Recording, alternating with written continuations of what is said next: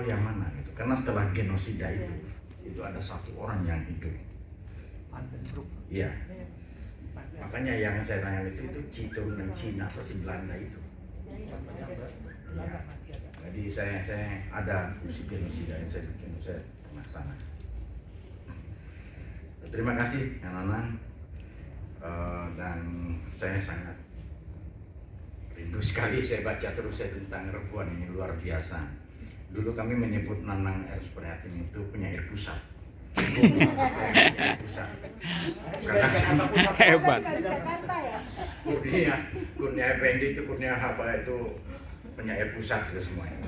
Saya itu puluhan tahun hidup di jalan kayak anjing. Jadi saya hidupnya tidak pernah susah. Seperti anjing, persis kayak anjing kalau Anda mau tahu.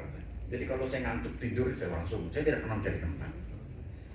Dimanapun, di kamar mandi, dimanapun di pinggir jalan. Jadi kalau kawan-kawan nanya, Cek, kau puluhan tahun di jalan hidup ngapain aja kau? Apa yang dapat ilmunya? Ngantuk. Mantap. Kalau saya menjawab yang lebih banyak, itu pasti kawan-kawan akan lebih, wah saya ini saya lebih hebat ya. Saya kalah nanti, saya nggak mau. Atau tentang pendidikan juga sama gitu. Saya ngajar, Mbak. Di mana-mana sampai masuk di ngajar di perguruan tinggi. Saya tidak sekolah ya. Kenapa sekolah? Karena Belanda itu membuat kurikulum juga, bukan kurikulum pendidikan. Saya setuju sama yang balik sini. Ya, saya suruh anak saya sekolah setelah saya selesai SMA. Mau sekolah di mana kamu? Mau di Bandung. Cari Universitas Kandang Babi, kuliah kamu di sana. Negara ini cuma butuh ijazah. Tidak ada kurikulum pendidikan di negara ini. Mas Kurnia Effendi kalau membantah boleh ketemu saya. Iya, tidak ada kurikulum pendidikan. Yang ada kurikulum kekuasaan yang tahun 47 diciptakan oleh Belanda itu kan. Dan bagaimana kekuasaan tak bertahan dengan kurikulum pendidikan itu. Nah itu saya suruh dia kuliah di Universitas Kandang Babi. Lalu dia kuliah di sana dia. Mana ada Universitas Kandang Babi ya? Universitas yang ada di kampung kamu, kuliah di situ itu nggak diakui. Negara ini cuma butuh ijazah kan Bu? Iya Mas Sekar ya? Iya betul. Cuma butuh ijazah aja, nggak butuh orang pintar gitu. Iya.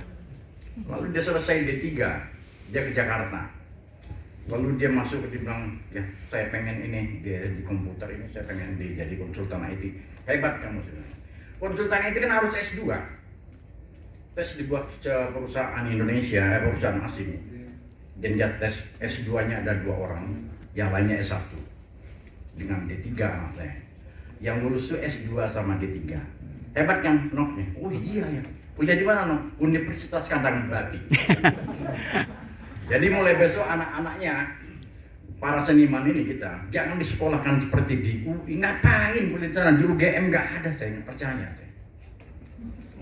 Saya sejak SD, demi Allah saya bersumpah saya. Saya SD itu saya ngomong sama ibu saya nggak suka sekolah sebenarnya itu. Nggak pinter-pinter.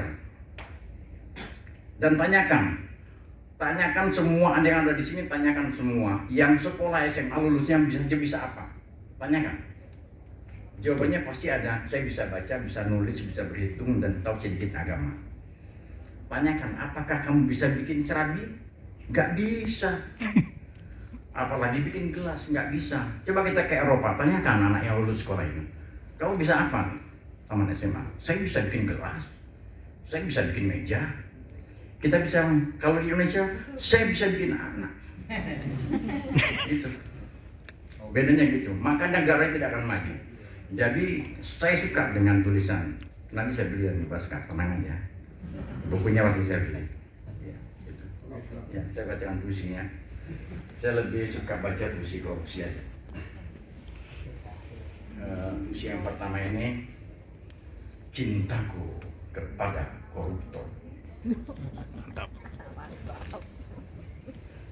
Wahai koruptor, jangan tanya seberapa besar cintaku padamu, tapi tanyakan pada anak, istri dan keluargamu, seberapa besar mereka membutuhkan keamanan, kenyamanan, dan kehormatan.